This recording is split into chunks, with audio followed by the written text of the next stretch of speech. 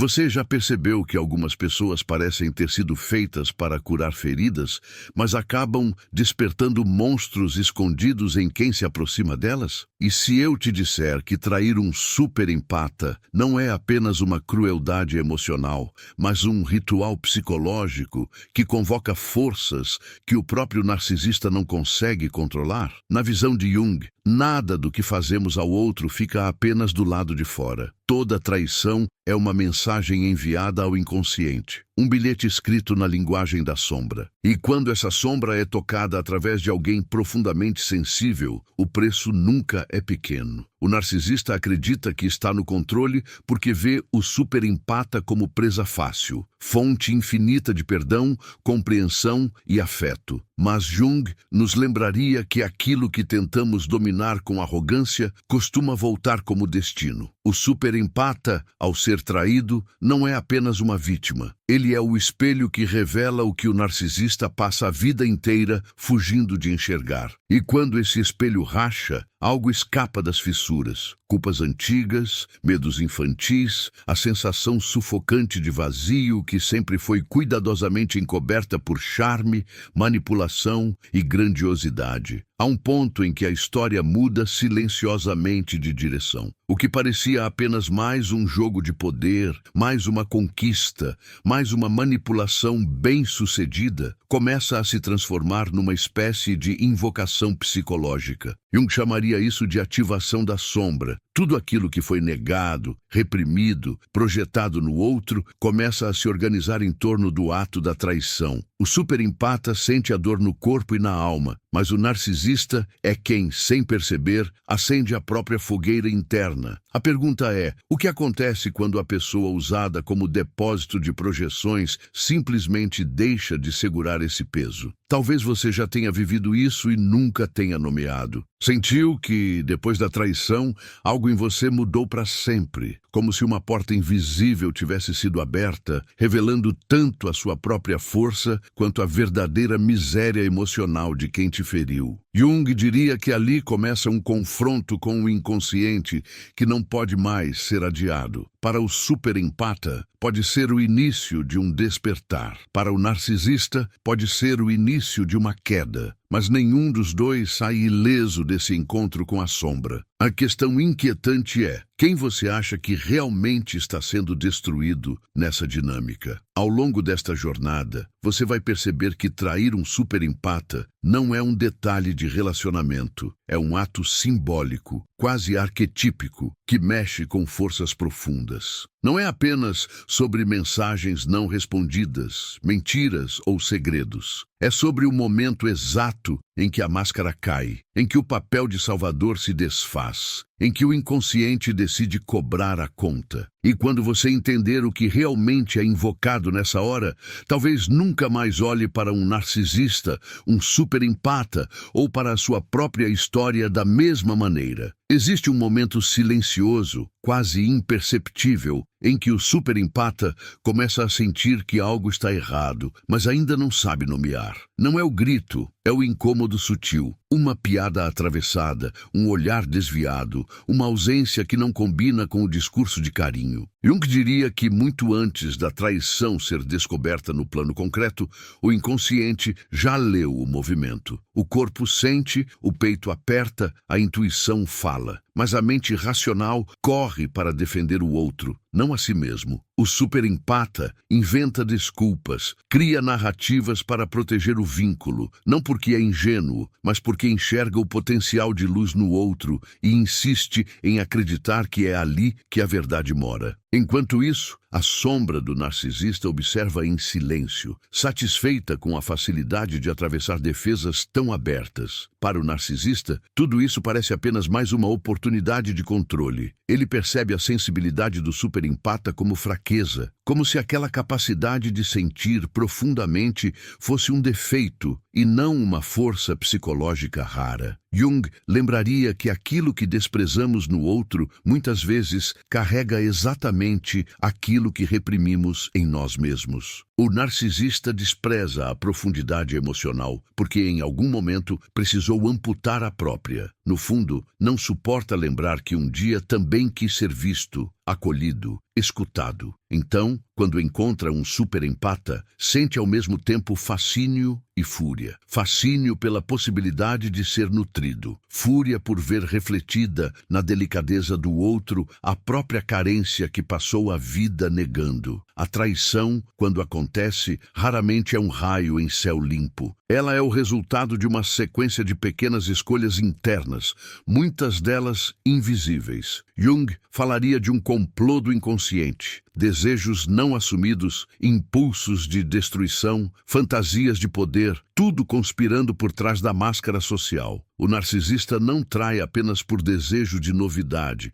mas por impulso de confirmar uma narrativa interna, a de que ninguém é realmente confiável, a de que ele tem o direito de usar, testar, romper, sempre que quiser. Ao trair um superempata, ele não está apenas tocando num coração sensível, está mexendo num campo simbólico onde amor, sacrifício, lealdade e dor se encontram. E nesse campo, nada passa sem deixar marcas profundas. Do lado de dentro do superempata, o impacto é devastador, mas também estranho. Há uma parte que desaba e outra que desperta. A dor é real, intensa, cortante, mas há algo mais. Uma espécie de clarão súbito, como se uma luz crua fosse acesa sobre todos os detalhes que antes eram ignorados. Jung chamaria isso de confronto com a sombra, não apenas a sombra do narcisista, mas a sombra do próprio superempata. Às vezes, o desejo de salvar o outro esconde uma fuga de si mesmo. A necessidade de ser indispensável pode maquiar um medo profundo de abandono. Ao ser traído, o superempata é jogado para dentro da própria noite interna, obrigado a perguntar: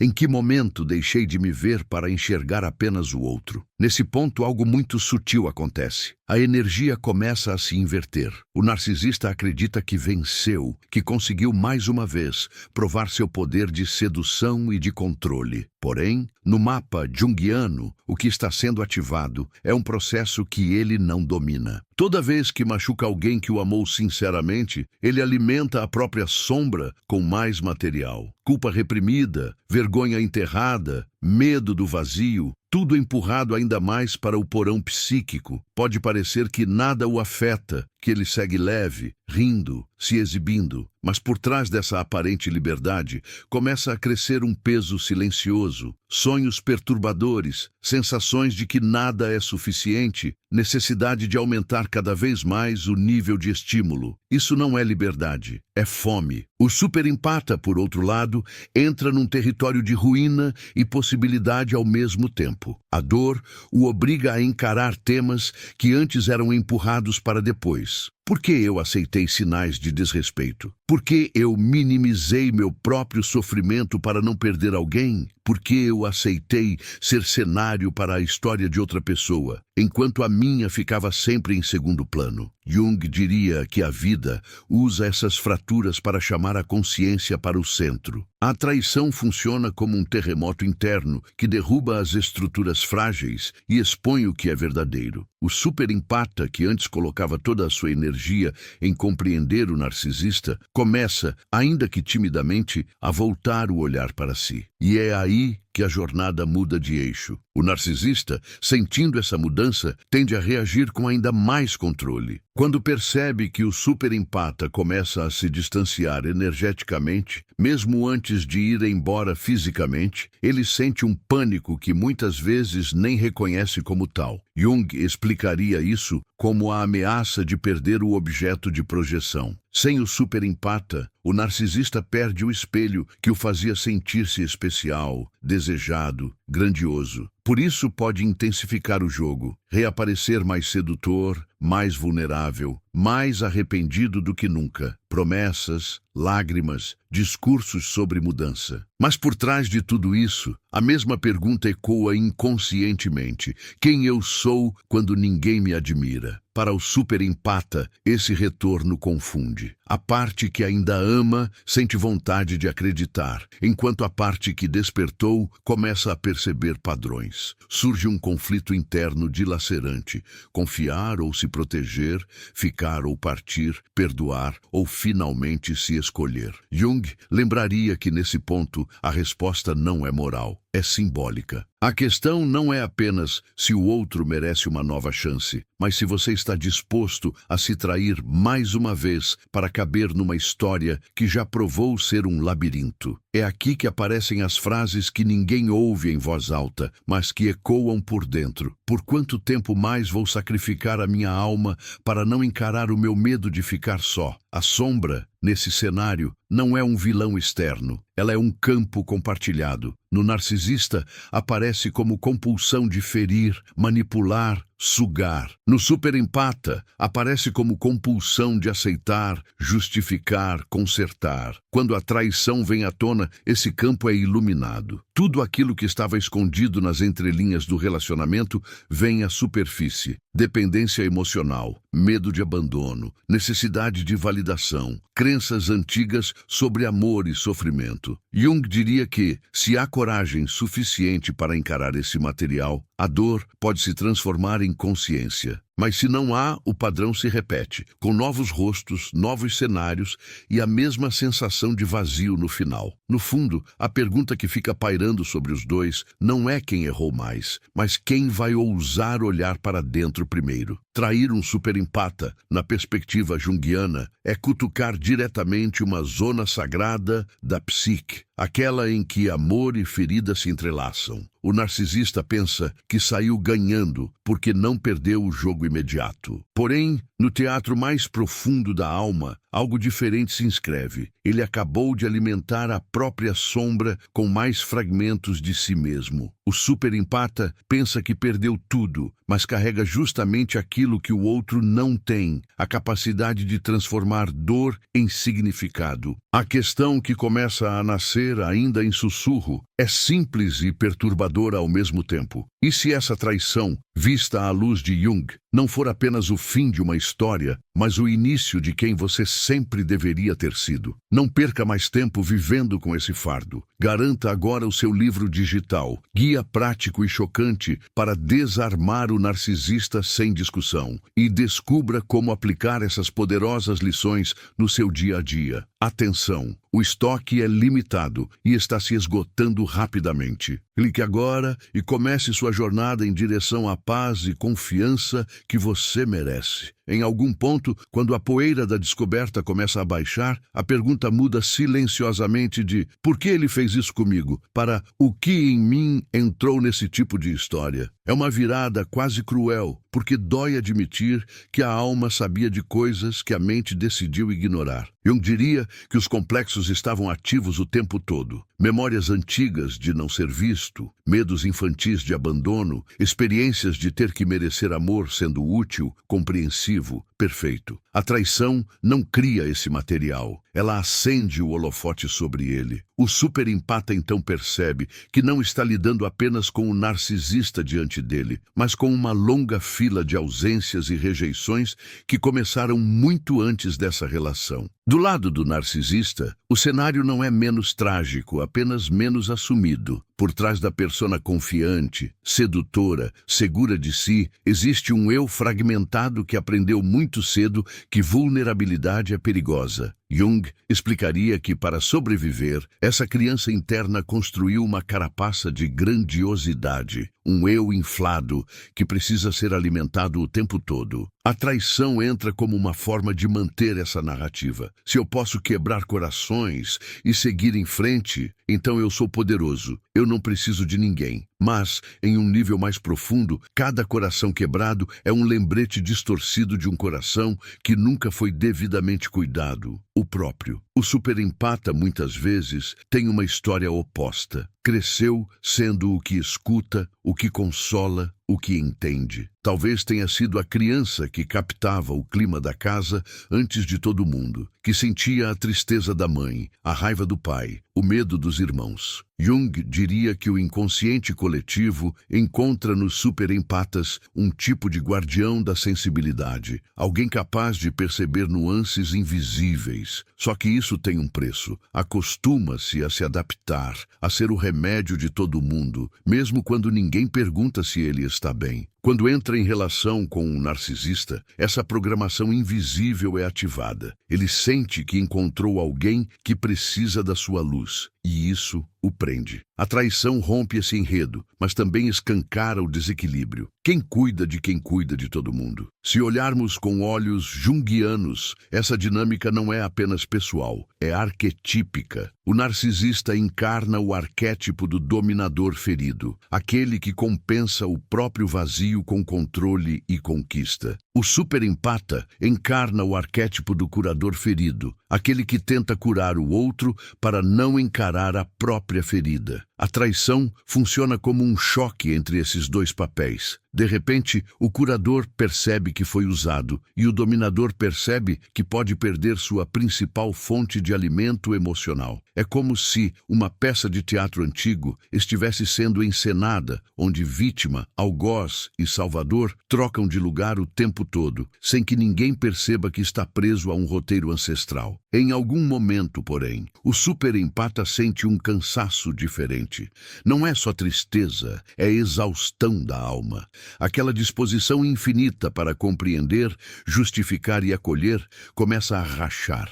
Jung diria que é a psique pedindo uma mudança de posição no drama interno, de salvador para protagonista da própria vida. Esse é um ponto crucial, porque o narcisista sente essa mudança energética como ameaça. Quanto mais o superempata começa a lembrar que tem valor próprio, mais a estrutura interna do narcisista se sente em risco. Os papéis que pareciam fixos começam a se mover, e isso assusta ambos, ainda que por motivos diferentes. A verdade é que a psique fala antes pela dor do corpo do que pela clareza da mente. Insônia, aperto no peito, falta de ar, dores inexplicáveis, uma sensação constante de estar alerta demais. Tudo isso, em uma leitura junguiana, pode ser visto como mensagens simbólicas. O corpo do superempata grita o que a boca não quer dizer. Estou me traindo para não perder alguém que já me perdeu faz tempo. Ao mesmo tempo, o corpo do narcisista também denuncia rachaduras, irritação constante, necessidade compulsiva de distração, incapacidade de ficar sozinho, em silêncio. São sinais de uma sombra superalimentada que bate à porta pedindo reconhecimento. Os sonhos entram então como um teatro secreto onde aquilo que é proibido à consciência se manifesta com símbolos. O superempata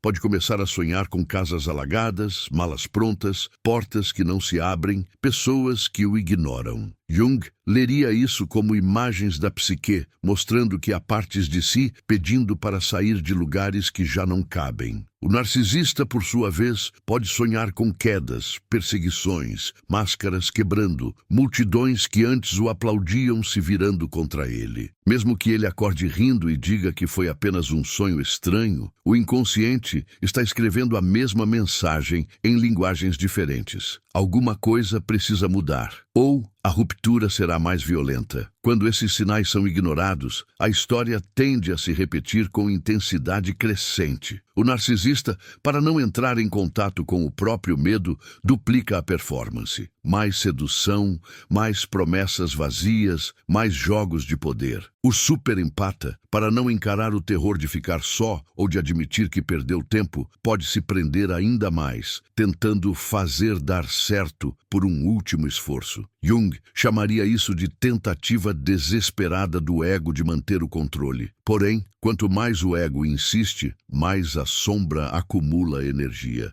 E em algum ponto, essa energia precisa encontrar uma saída, nem sempre suave. Para o superempata que começa a despertar, esse processo pode ser vivido como uma espécie de morte interna. Deixar de tentar salvar o narcisista, dizer não, se afastar, parece, num primeiro momento, como abandonar uma missão sagrada. A culpa vem forte. Será que eu estou sendo egoísta? Será que eu exagerei? Será que eu não deveria ter aguentado mais um pouco? Jung lembraria que todo o processo de individuação passa por uma morte simbólica, a morte do papel que sustentava a identidade antiga. Não se trata de virar alguém frio, mas de deixar para trás a versão de si que só existia para ser âncora emocional de quem não queria aprender a nadar. Curiosamente, é nesse ponto de ruptura que o verdadeiro poder do superempata começa a emergir. agir. Quando, em vez de usar a sua sensibilidade para ler e cuidar apenas do outro,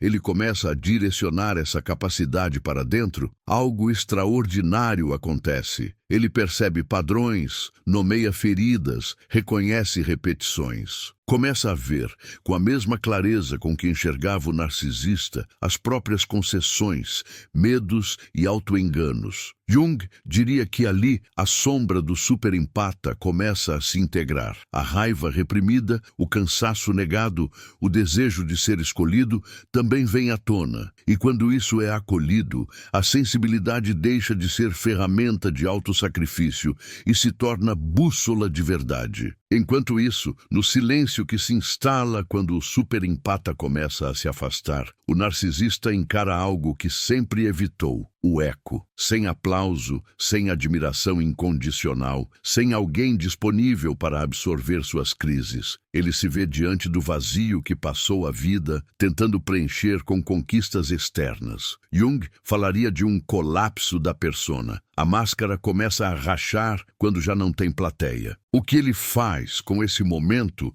pode definir se a história desce ainda mais para a destruição ou se pela primeira vez uma fresta de consciência se abre. A pergunta que fica flutuando entre os dois é a mesma, ainda sem resposta clara. O que você faz quando já não dá para fugir daquilo que você sempre foi por dentro? Quando essa pergunta começa a ecoar, mesmo que em voz baixa, algo se reorganiza no subterrâneo da psique. Para o superempata, é como se uma brisa diferente atravessasse um terreno devastado. A dor ainda está ali, a decepção ainda é real, mas junto dela surge uma percepção incômoda. Talvez a vida esteja pedindo mais do que um simples recomeço com outra pessoa. Jung diria que o chamado é para um recomeço consigo mesmo. A consciência intui que não se trata apenas de sair de um relacionamento destrutivo, e sim de sair de uma antiga versão de si, aquela que confundia amor com autoabandono, entrega com dissolução, empatia com autoapagamento. Nesse ponto, memórias antigas começam a subir como bolhas em água parada, situações da infância em que o superempata se esforçava para ser bom, maduro, compreensivo demais. Momentos em que percebeu que, para ser amado, precisava se ajustar ao humor dos outros, esconder a própria dor, manter a paz a qualquer custo. Jung explicaria que esses são os complexos voltando à superfície. Núcleos emocionais não resolvidos que continuam organizando o presente a partir de experiências antigas. Ao se ver novamente traído, o superempata, sem perceber, está revivendo velhas cenas internas, tentando, mais uma vez, salvar alguém para remendar algo que nunca foi curado lá atrás. Enquanto isso, o narcisista também carrega suas próprias cenas congeladas, embora faça de tudo para não olhar. A necessidade constante de provar algo, de ser o centro, de sentir que tem controle absoluto sobre o afeto alheio, não nasce do nada. Jung diria que ali existe um ego que nunca se sentiu verdadeiramente sustentado. Amor para ele veio misturado com exigência, comparação, humilhação ou ausência. A traição surge como um ato simbólico. Antes de ser desleal com o superempata, ele está sendo desleal com a própria necessidade mais profunda, aquela que pede encontro real, intimidade verdadeira, vulnerabilidade sem máscara. Mas admitir isso significaria encarar a criança interna que ninguém protegeu, e isso assusta, a ponto de parecer insuportável. Quando o superempata começa a perceber essas camadas, a narrativa deixa de ser apenas "eu fui enganado" e se torna "eu também me abandonei". Esse reconhecimento não diminui a culpa do narcisista, mas amplia o campo de visão. De repente, ele percebe que há algo dentro de si que precisa de atenção com a mesma urgência que antes dava ao outro. Jung chamaria isso de início da individuação, o processo em que a pessoa deixa de viver apenas para se adaptar ao mundo e começa a viver para se tornar quem realmente é. A dor da traição, então, passa a funcionar como portal, não como sentença. Mas atravessar esse portal exige coragem para ficar sozinho consigo mesmo, sem ruído, sem distração, sem desculpas. Nesse silêncio, uma verdade desconfortável surge. A relação com o narcisista não foi apenas um acidente, foi um espelho. O superempata vê refletido ali o próprio medo de dizer não, de impor limites, de admitir que também sente raiva, que também se cansa,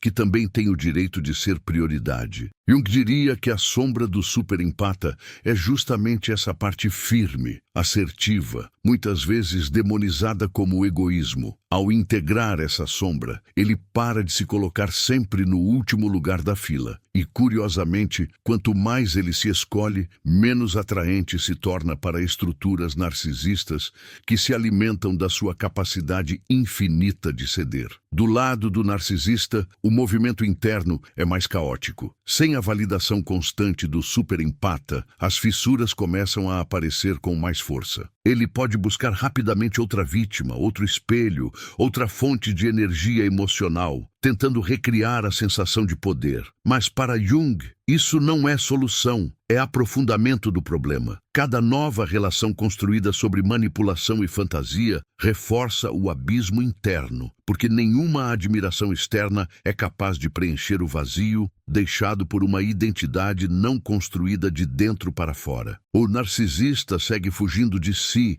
mas é seguido pela própria sombra, que cresce à medida que é negada. O superempata, ao contrário, começa a perceber que sua sensibilidade não precisa mais ser moeda de troca. Antes, ele oferecia compreensão, esperando, no fundo, ser finalmente escolhido e valorizado. Agora, aos poucos, começa a compreender sem se trair, a sentir profundamente sem se dissolver. Jung veria nisso um movimento de integração. O coração continua aberto, mas acompanhado de discernimento. A compaixão deixa de ser compulsão e passa a ser escolha. E uma pergunta começa a surgir, como um sussurro firme. Por que eu deveria continuar oferecendo o que é sagrado em mim a quem só sabe consumir e não construir? Essa mudança sutil altera o campo inteiro da relação, mesmo que ela já tenha terminado no plano físico. A ligação energética começa a se desfazer. O superempata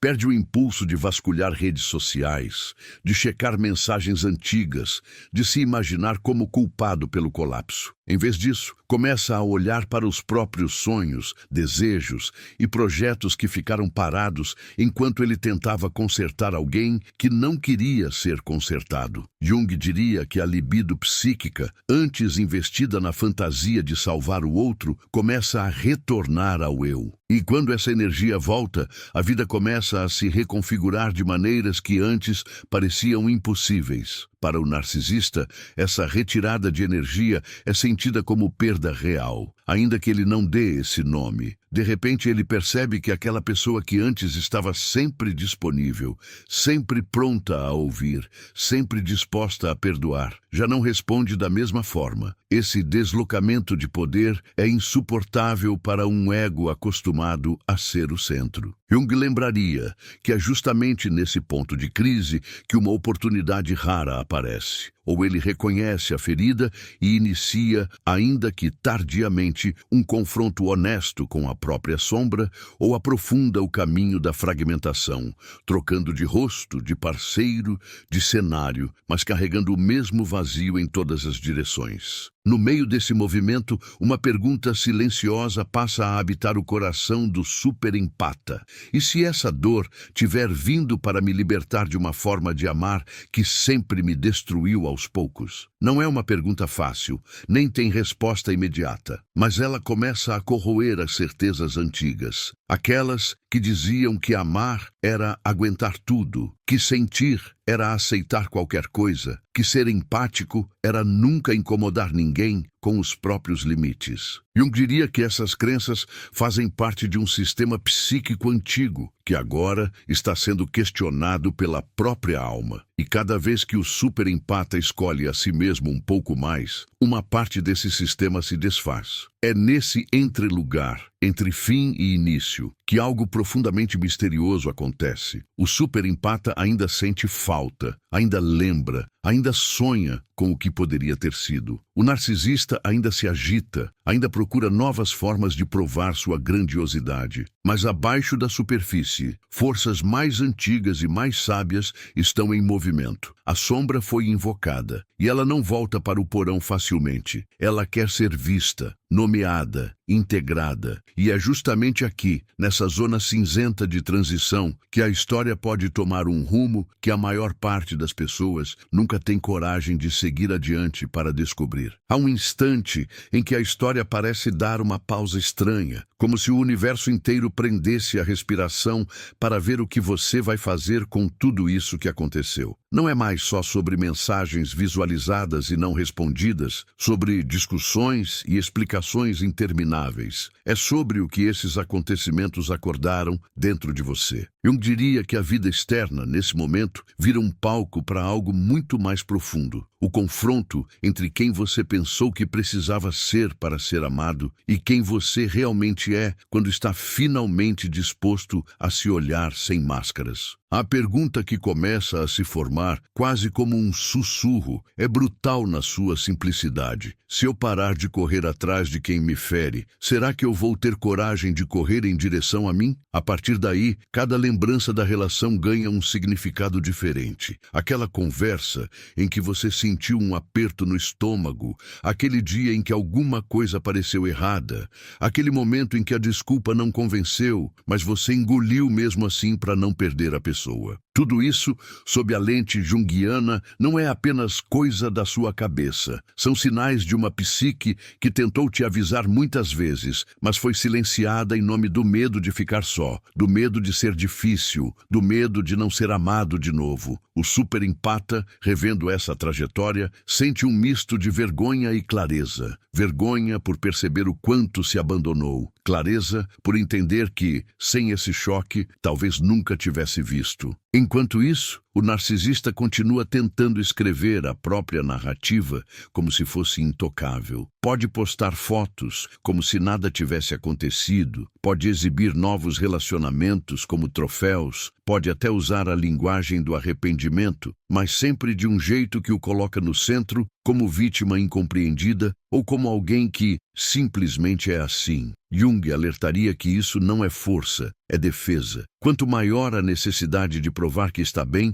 mais frágil é a estrutura por trás. O que não aparece nas fotos é o vazio que volta quando as luzes se apagam, quando a tela escurece, quando ninguém responde com a admiração esperada. Para o superempata, começa um tipo diferente de dor, a dor de enxergar. Antes, o sofrimento vinha do medo de perder o narcisista. Agora, vem do impacto de perceber tudo que foi ignorado em nome desse vínculo. É um luto duplo, pelo que aconteceu e pelo que poderia ter acontecido se o outro tivesse escolhido crescer. Jung diria que essa é uma dor iniciática, uma espécie de passagem obrigatória para quem está saindo do papel de vítima inconsciente e entrando no lugar de sujeito da própria vida. Não é algo que se resolve com frases prontas ou conselhos superficiais. É uma travessia em que cada passo dói e ainda assim empurra para frente. Em meio a essa travessia, o superempata começa a experimentar momentos de estranha paz. Não é felicidade eufórica, é um silêncio novo. Um dia,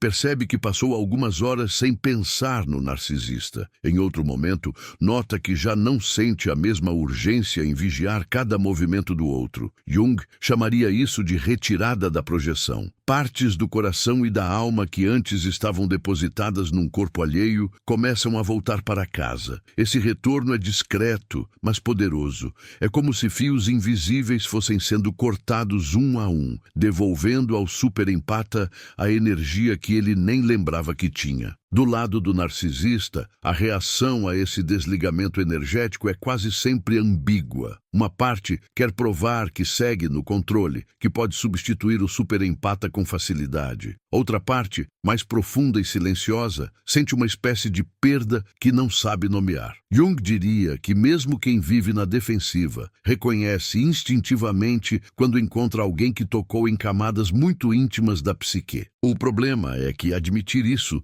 exige exigiria desmontar a persona de invencibilidade, e o narcisista foi treinado para acreditar que vulnerabilidade é fraqueza. Então, em vez de olhar para dentro, ele busca mais estímulo, mais conquista, mais fuga. Aos poucos, o superempata começa a perceber que não foi pouco o que ofereceu. Lembra das noites em que escutou dramas, suportou crises, segurou o peso emocional que o outro não queria nem sabia sustentar. Lembra de quantas vezes defendeu o narcisista para amigos, família, até para si mesmo. Jung diria que ali havia uma projeção de um arquétipo, o salvador, o curador, aquele que se sente destinado a carregar o mundo nas costas. Ao reconhecer isso, surge um incômodo profundo. Será que eu preciso mesmo desse papel para existir? Ou será que eu posso existir sem estar sempre consertando alguém? É nessa fase que a raiva costuma aparecer com mais força, e ela assusta o superempata. Acostumado a ser doce, compreensivo, paciente,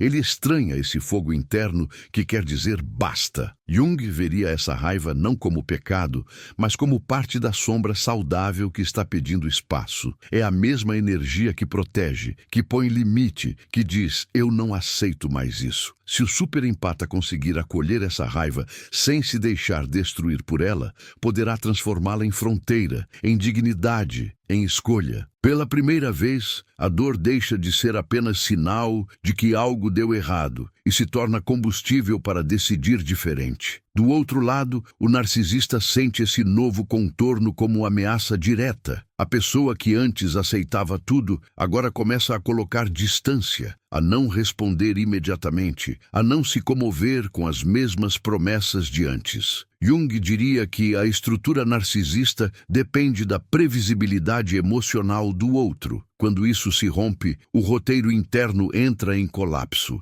É aí que podem surgir ataques, tentativas de desqualificar o superempata, de inverter a narrativa, fazendo-o parecer frio, ingrato, incoerente. Tudo isso, no fundo, é medo. Medo de perder o espelho que sustentava a ilusão de grandeza. E, no entanto, é justamente sob essas acusações que o superempata mais precisa se lembrar do que está acontecendo em nível profundo. Não se trata apenas de uma briga entre duas pessoas, mas de um ajuste de forças dentro da psique. Jung diria que o que está em jogo é a reconciliação entre amor e amor próprio, compaixão e limite, sensibilidade e força. Cada vez que o superempata escolhe não voltar para um ciclo que já sabe onde termina, ele envia uma mensagem poderosa para o próprio inconsciente. Eu não vou mais me trair para ser amado. E essa mensagem, repetida em atos, começa a reescrever o roteiro. A partir desse ponto, a frase que ecoa já não é apenas "por que ele fez isso comigo?", mas uma outra, bem mais profunda e transformadora. O que essa história está tentando me ensinar sobre quem eu realmente sou e sobre o tipo de amor que eu não aceito mais viver? Essa pergunta não encontra resposta de imediato,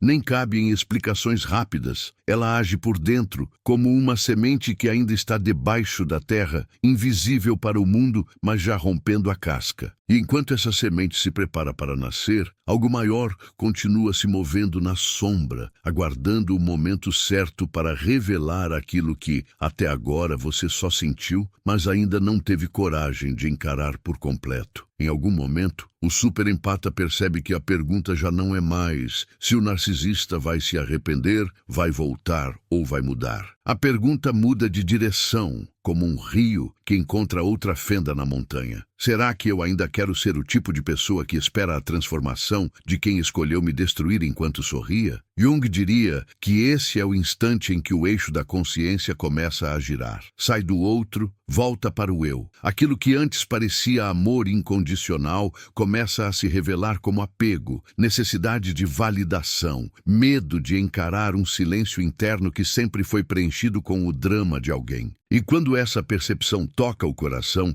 ela não vem como teoria, vem como um impacto físico, quase como se o corpo dissesse: eu não aguento mais viver assim. A sombra, que foi invocada pela traição, agora se mostra em formas diferentes. Ela não aparece apenas na figura do narcisista cruel, manipulador, frio. Aparece também na face do superempata, que durante tanto tempo ignorou seus próprios limites, engoliu o choro, se calou para não perder a migalha de afeto que recebia. Jung lembraria que a sombra não é só o que há de mal no outro, é também aquilo de forte e verdadeiro em nós que foi proibido de existir. A coragem de dizer não, o direito de ir embora, a raiva justa, a recusa em ser palco para o teatro emocional de quem não quer crescer. Tudo isso, se reprimido, desce para a sombra e começa a se manifestar de modos distorcidos, em doenças, esgotamento, laços tóxicos que se repetem. À medida que essa compreensão se amplia, o superempata começa a revisitar cenas antigas com outros olhos. Lembra de quando justificou atitudes que hoje reconhece como abuso emocional. Lembra de quando se culpou por reações que agora vê como manipulação calculada.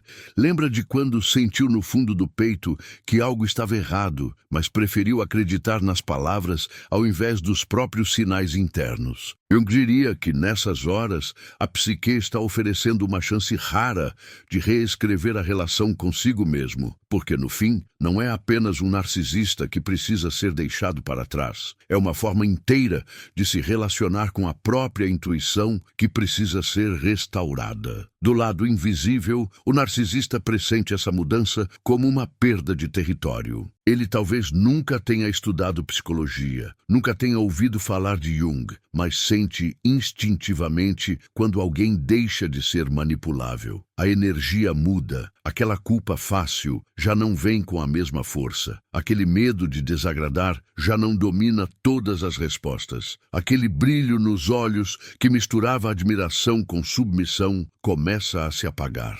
Jung veria isso como a retirada de projeções. O superempata deixa de enxergar no narcisista uma figura quase mítica e passa a vê-lo como ele realmente é. E poucas coisas são mais devastadoras para um ego inflado do que ser visto sem o filtro das idealizações. Nesse ponto, o superempata entra numa fase delicada, a fase em que percebe a verdade, mas ainda sente falta do que imaginava que tinha. É uma espécie de luto pelo sonho, não apenas pela pessoa. Jung diria que todo processo de amadurecimento psicológico exige renunciar a certas fantasias infantis sobre o amor. A ideia de que alguém virá preencher todos os vazios, curar todas as feridas, entender todos os silêncios. Quando essa fantasia desmorona, a solidão aparece com uma força assustadora. Não a solidão de estar sem alguém ao lado, mas a solidão de encarar o próprio mundo interno sem intermediários. E é justamente aí que muitos voltam para o ciclo tóxico, não por amor ao narcisista, mas por medo de si mesmos. Se o superempata consegue suportar esse vazio sem correr de volta, algo silencioso e grandioso começa a acontecer.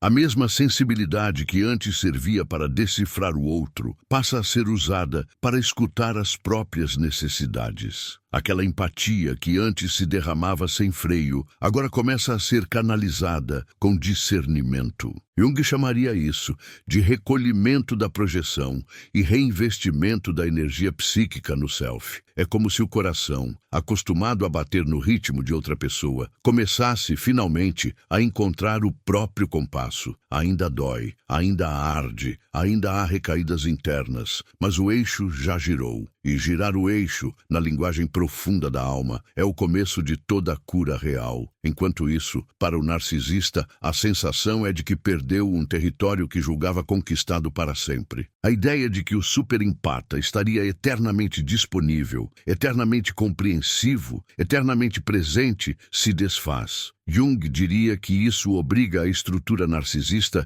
a encarar uma verdade indesejada. O controle nunca foi absoluto, o poder sempre foi ilusório, a admiração não era garantia, era empréstimo. Ao invés de um súdito fiel, ele descobre que tinha diante de si alguém com uma alma complexa, capaz de amar profundamente, mas também de se refazer, de se reconstruir, de partir. Essa descoberta é insuportável para um ego que vive da fantasia de ser indispensável. Dentro do superempata, porém, o conflito ainda continua. Parte dele quer avançar para uma nova vida, outra parte quer respostas que talvez nunca venham. Por que ele fez isso? Será que um dia vai reconhecer? Será que sente minha falta? Jung lembraria que muitas vezes não é o outro que prende, mas a obsessão pela explicação perfeita. O desejo de encaixar tudo numa narrativa lógica, de encontrar um motivo que faça a dor parecer menos injusta. Só que a psique nem sempre oferece esse tipo de alívio. Às vezes, a única resposta honesta é aceitar que houve escolhas cruéis, feitas por alguém que se recusa a olhar para a própria sombra, e que isso diz mais sobre quem escolheu ferir do que sobre quem foi ferido. É nesse ponto que a pergunta profunda começa a mudar de tom mais uma vez. Em vez de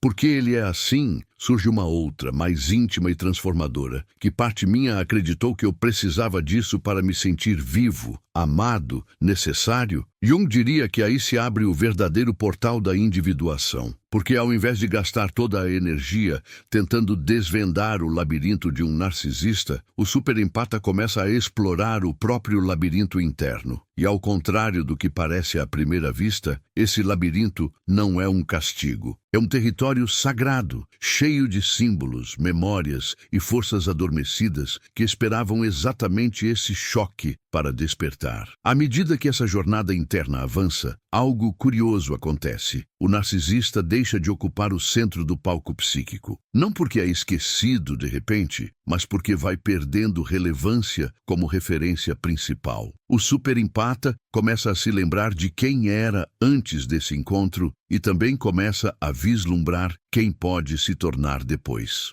Jung diria que o encontro com a sombra, ainda que provocado pela dor de uma traição, sempre traz consigo a possibilidade de um renascimento simbólico. Mas esse renascimento não acontece com fogos de artifício. Acontece no silêncio de noites, em que a pessoa finalmente admite para si mesma: eu mereço mais do que sobreviver às migalhas de alguém que não sabe amar. E é exatamente nesse silêncio carregado, nesse intervalo entre o que se rompeu e o que ainda não nasceu, que a história fica mais perigosa e mais fértil ao mesmo tempo. Perigosa, porque o impulso de voltar ao conhecido é forte. Fértil, porque ali se concentra a força de todas as decisões que ainda podem ser tomadas. Jung diria que a sombra, uma vez invocada, não aceita ser ignorada outra vez. Ela vai continuar batendo à porta, seja em novos relacionamentos com a mesma dinâmica, seja em sintomas físicos e emocionais, seja em sonhos insistentes. A questão que permanece, como um fio tenso atravessando tudo, é se você vai usar essa invocação como maldição que se repete ou como senha secreta para atravessar de vez a fronteira entre ser consumido pelo outro e finalmente se tornar inteiro em si. Talvez depois de tudo, o que mais assuste não seja a traição em si, mas o silêncio que vem depois, quando as vozes externas se calam e você finalmente escuta o som da própria alma respirando diferente. Jung diria que é nesse intervalo, entre o que desabou e o que ainda não nasceu, que a psique revela sua verdade mais profunda. Não há mais desculpas para o narcisista, não há mais fantasias românticas para sustentar o auto-engano. Há apenas você, a sua dor e a sombra que foi invocada no momento exato em que alguém decidiu ferir aquilo que em você era mais sagrado. É nesse ponto que a história deixa de ser sobre o outro e se transforma, silenciosamente, em uma pergunta dirigida ao centro do seu ser. Trair um superempata não é apenas quebrar um coração sensível, é acender um fogo antigo em terras psíquicas que o narcisista jamais conseguirá habitar. O que para ele parece jogo, conquista, poder, para a alma do superempata se torna rito de passagem. Jung lembraria que toda ferida que toca a essência desperta forças arquetípicas que não obedecem ao ego, por mais inflado que ele seja. A partir do momento em que a máscara cai, o que resta é um contraste brutal. De um lado, a estrutura vazia que sempre precisou de aplauso para existir. Do outro, uma sensibilidade ferida, mas viva, capaz de transformar humilhação em consciência e queda em travessia. E é aqui que você percebe que, no fundo, nunca se tratou apenas de perder ou ganhar um relacionamento. Tratou-se de encarar o reflexo mais incômodo, o da parte sua, que acreditou que precisava aceitar migalhas para não ficar só, que confundiu intensidade com amor, que chamou de destino aquilo que, na verdade, era repetição dolorosa de velhos roteiros internos. Jung diria que a vida é implacável em apontar,